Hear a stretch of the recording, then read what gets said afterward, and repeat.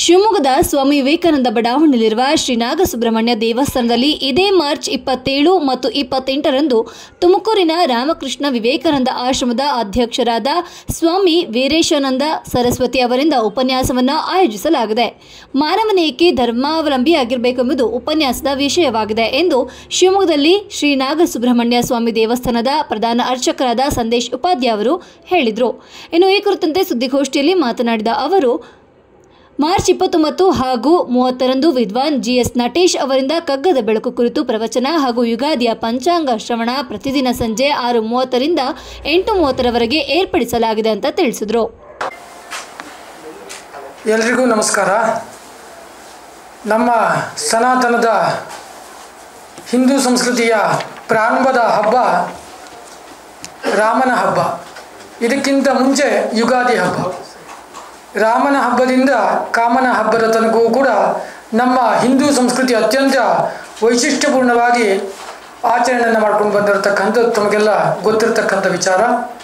ಆ ಪ್ರಕಾರವಾಗಿ ನಾವು ಈ ವಿಶ್ವಾವಸು ಸಂವತ್ಸರವನ್ನು ಅತ್ಯಂತ ಒಳ್ಳೆಯ ವಿಚಾರದೊಂದಿಗೆ ನಾವು ಆರಂಭವನ್ನು ಮಾಡಬೇಕು ಅನ್ನತಕ್ಕಂಥ ಉದ್ದೇಶದಿಂದ ಈ ವರ್ಷ ಈ ವಿಶ್ವಾವಸು ಸಂವತ್ಸರದ ಪ್ರಾರಂಭದಲ್ಲಿ ತುಮಕೂರಿನ ರಾಮಕೃಷ್ಣ ವಿವೇಕಾನಂದ ಆಶ್ರಮದ ಪರಮಪೂಜ್ಯ ಸ್ವಾಮಿ ವೀರೇಶಾನಂದ ಸರಸ್ವತಿ ಇವರಿಂದ 2 ದಿನಗಳ ಕಾಲ ಅಂದರೆ ದಿನಾಂಕ 27 ಹಾಗೂ ಮತ್ತು 28ರಂದು ಸಾಯಂಕಾಲ 6:30 8 ಗಂಟೆವರೆಗೆ ಮಾನವನೇಕೆ ಧರ್ಮಾವಲಂಬಿ ಆಗಬೇಕು ಎಂತಹ ವಿಚಾರದ ಬಗ್ಗೆ ಉಪನ್ಯಾಸವನ್ನು ಇಡಲಾಗಿರತಕ್ಕಂಥದ್ದು.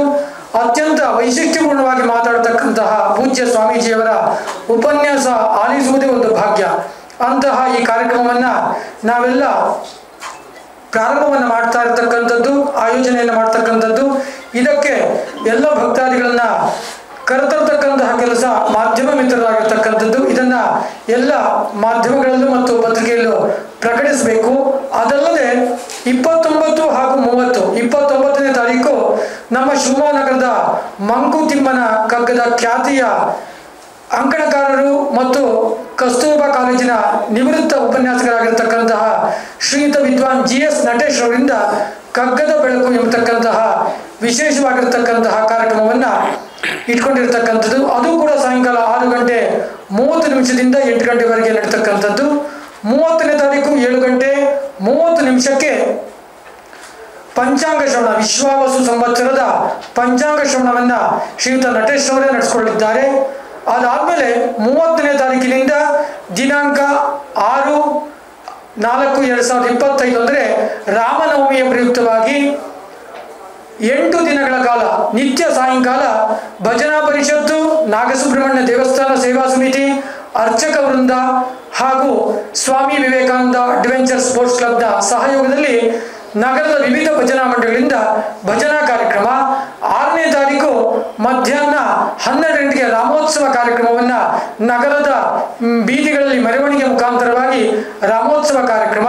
ಅದಾದಮೇಲೆ ಭಕ್ತಾದಿಗಳಿಗೆ ತೀರ್ಥ ಪ್ರಸಾದದ ವಿನಿಯೋಗವನ್ನು ಈ ಎಲ್ಲ ಕಾರ್ಯಕ್ರಮವನ್ನು ಇಟ್ಕೊಂಡಿರತಕ್ಕಂಥದ್ದು. ತಾವೆಲ್ಲ ಮಾಧ್ಯಮ ಮಿತ್ರರು ಇದನ್ನು ತಮ್ಮ ಪತ್ರಿಕೆಗಳಲ್ಲಿ, TV ಮಾಧ್ಯಮದಲ್ಲಿ ಪ್ರಕಟಿಸಿ ಭಕ್ತಾದಿಗಳಿಗೆ ಪ್ರೋತ್ಸಾಹಿಸಿ ಈ ಕಾರ್ಯಕ್ರಮಕ್ಕೆ ಆಗಿಸುವಂತಹ ಅನುಕೂಲವನ್ನು ಮಾಡಿಕೊಡಬೇಕಾಗಿ ತಮ್ಮಲ್ಲಿ